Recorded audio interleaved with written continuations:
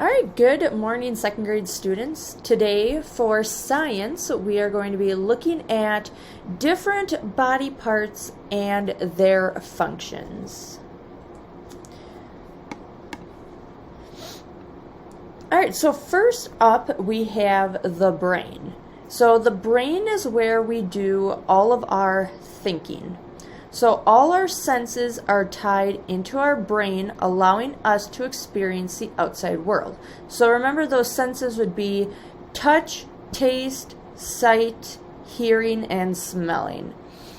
So we remember also that we have emotions. So we cry, we laugh. We also solve problems using our brain. So when you're working through a math problem, you're using your brain to help solve. We worry about things, we dream about the future, and we control our bodies in our brain. So if we want to move our arm or we want to move our legs, that is done because of the brain. So for such an awesome organ, the brain doesn't look like it's much. So if you would see a brain in real life, it basically looks like a ball of gray-looking wrinkled tissue that's about the size of two of your fists put together. So if you take your fists and you put them together, that's about how big your brain is inside your head. So the brain sits in our hard, thick skull with membranes and fluid around it, and that is what protects it. All right, next up we have muscles. So muscles are how we move and live. So all movement in the body is controlled by muscles. Some muscles work without us thinking about it, like our heart beating. So we don't have to tell ourselves like, okay, heart, you need to beat. That is something that just does it on its own. While there are other muscles that are controlled by our thoughts and allow us to do stuff and move around. So all of our muscles together make up what is called the body's muscular system. So there are over 650 muscles in the human body. They are under our skin and they cover our bones. So muscles often work together to help us move. So we don't really have to think about moving each individual muscle. So an example of that is we just think of running and then our body does the rest for us. All right, next we have lungs. So lungs are bag-like organs or body parts that are used for breathing.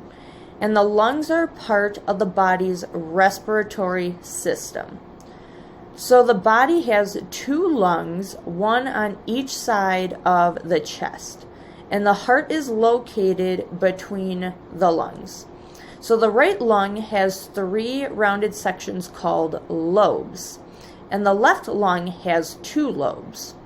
And the base of each lung rests on a strong sheet of muscle, which is called the diaphragm.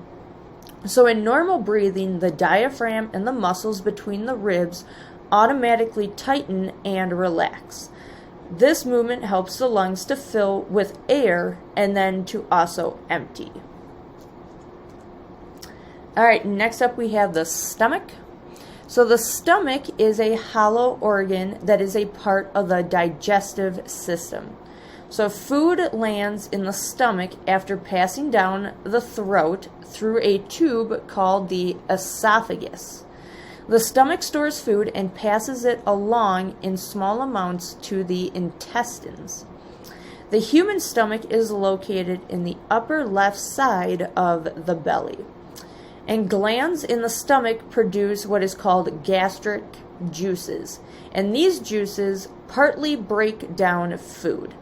And then in our stomach, we have a lining of mucus that protects the inside of the stomach from those gastric juices. So stomach muscles mix food and gastric juices together. They also move the food toward the small intestine. So food may remain in the stomach for about 1 hour to even more than 5 hours. All right, next up we have the skeleton.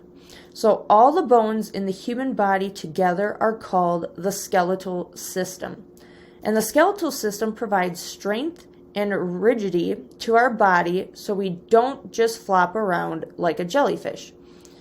So when you are an adult, you have 206 bones in your body. So when you're born, you do not start out with 206 bones. You actually have more, and as you grow and get bigger, some of those bones fuse together. So they come together and become one bone.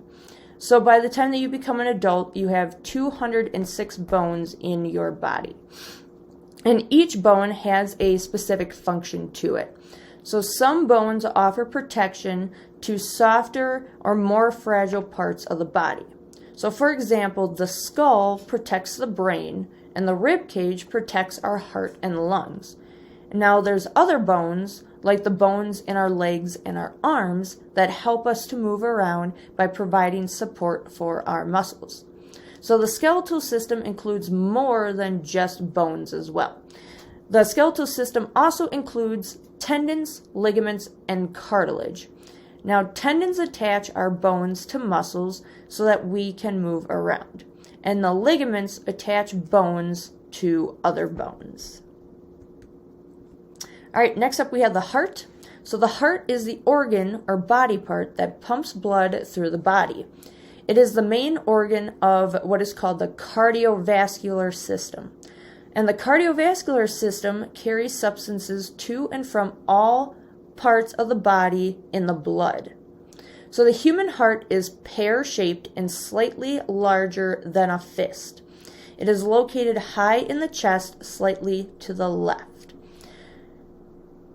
So again, the human heart, like we had just said, is pear-shaped, and for most people it's slightly larger than what your fist is. So it is located high up in the chest, again to the left. And the heart in a grown-up person weighs about 8 to 12 ounces. So it doesn't weigh a whole lot. So the heart is made of very strong muscle. And this muscle pumps blood by squeezing and relaxing in a regular rhythm. And this rhythm is called the heartbeat. The heart muscle beats an average of 70 times per minute. So more than 4 quarts of blood pass through the heart every minute. So that's a fair amount of blood. The human heart is also divided into right and left halves. So each half is divided into 2 hollow sections called chambers. The upper chambers are called atria. Each of these chambers is then called an atrium. And the lower chambers are called ventricles. All right, and that is our science lesson for today.